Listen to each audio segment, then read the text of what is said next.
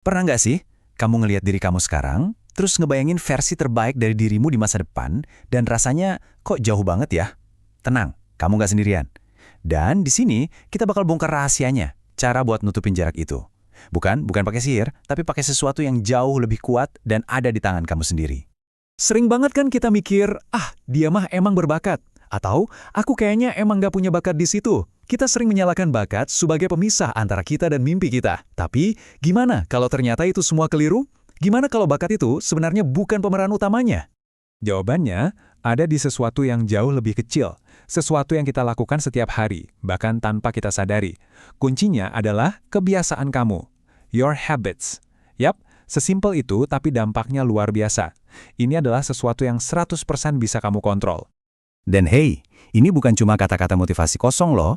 Ini didukung oleh data dan bukti nyata dari seluruh dunia. Jadi siap? Ayo kita lihat bareng-bareng.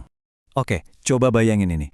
World Economic Forum ini salah satu organisasi paling penting di dunia. Mereka nanya ke 803 perusahaan top global. Pertanyaannya simpel, keterampilan apa sih yang paling kalian cari untuk masa depan? Dan jawaban mereka, jujur, cukup mengejutkan. Ternyata, 3 jawaban teratas itu bukan jago matematika atau pintar fisika, bukan. 3 yang paling dicari adalah resilience atau ketangguhan, curiosity alias rasa ingin tahu, dan self-awareness atau kesadaran diri. Tahu nggak ini semua apa? Ini semua adalah habits of character, kebiasaan karakter. Jadi dunia kerja itu nyari karakter kamu, bukan cuma nilai rapor. Keren kan? Nah, ada bukti lain yang nggak kalah gila. Sebuah penelitian besar-besaran terhadap 600.000 siswa di seluruh dunia nunjukin fakta ini. Siswa yang punya apa yang disebut growth mindset itu dapat skor 31,5 poin lebih tinggi. 31,5. Itu bisa jadi beda antara dapat nilai B sama nilai A loh. Serius. Terus apa sih growth mindset itu? Gini deh gampangnya. Ini adalah keyakinan kalau otak dan kemampuanmu itu bisa berkembang, bisa tumbuh. Jadi, mulai sekarang jangan pernah lagi bilang, aku nggak jago bahasa Inggris. Ganti kalimatnya jadi, aku belum jago bahasa Inggris. Cuma nambah satu kata ajaib di belakang, yet atau belum. Tapi kata kecil ini bisa mengubah segalanya. Oke, kita sekarang udah setuju kalau kebiasaan-kebiasaan ini penting banget.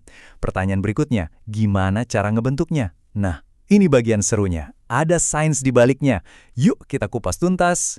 Pasti kamu sering dengar mitos yang bilang butuh 21 hari buat ngebentuk kebiasaan baru. Bener kan?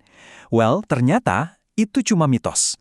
Penelitian ilmiah nunjukin kalau rata-rata kita butuh 66 hari. 66 hari. Kenapa angka ini penting? Supaya kamu nggak nyerah pas di hari ke-22 dan ngerasa, kok masih berat ya? Itu normal. Perjalanan 66 hari ini ada tahapannya. 2 minggu pertama itu bakal terasa susah. Kamu harus ngelawan diri sendiri. Itu fase perjuangan. Tapi, kalau kamu lewatin itu, dari hari ke-15 sampai hari ke-42, itu bakal mulai terasa lebih ringan. Dan setelah hari ke-43 ke atas, boom! Tiba-tiba, kebiasaan itu udah jadi otomatis. Kamu melakukannya tanpa perlu mikir lagi. Kita udah tahu kenapa kebiasaan ini penting. Kita juga udah tahu bagaimana cara kerjanya secara ilmiah. Sekarang, masuk ke bagian intinya. Apa aja sih kebiasaan karakter yang harus kita bangun? Inilah 8 fondasi kesuksesan kamu. Ini dia 8 karakter habits yang jadi kuncinya. Ada konsistensi, growth mindset yang tadi kita bahas, disiplin diri, rasa ingin tahu, ketangguhan, dan seterusnya. Anggap aja ini 8 pilar yang bakal ngebangun versi terbaik dari dirimu di masa depan. Oke, cukup teorinya. Semua pengetahuan ini nggak ada artinya kalau kita nggak ngapa-ngapain. Betul? Sekarang, bagian yang paling penting, rencana aksi. Apa yang bisa kamu lakuin mulai hari ini? Tenang, rencananya super simple dan gak bakal bikin kamu kewalahan. Ini dia rencana harianmu. Totalnya kurang dari 30 menit sehari. Cuma butuh 5 menit buat baca satu paragraf bahasa Inggris, 10 menit buat nulis beberapa kalimat, 5 menit buat lihat kesalahanmu kemarin, 5 menit belajar satu kata baru, dan 5 menit terakhir buat refleksi. Siapapun bisa lakuin ini. Ingat, yang penting bukan seberapa lama, tapi seberapa sering. Consistency is key. Ada satu kutipan yang merangkum semuanya dengan sempurna. Karaktermu dan kemampuan bahasa Inggrismu dibangun dengan proses yang persis sama. Dari pilihan-pilihan kecil yang kamu lakukan secara konsisten dari waktu ke waktu. Bukan satu lompatan besar, tapi ribuan langkah kecil setiap hari. Jadi, pertanyaannya sekarang udah bukan lagi apa aku bisa, tapi apa aku mau mulai hari ini. Pilihan ada di tanganmu. Perjalanan membangun dirimu dimulai dari satu kebiasaan kecil. Selamat membangun dirimu. Good luck building yourself.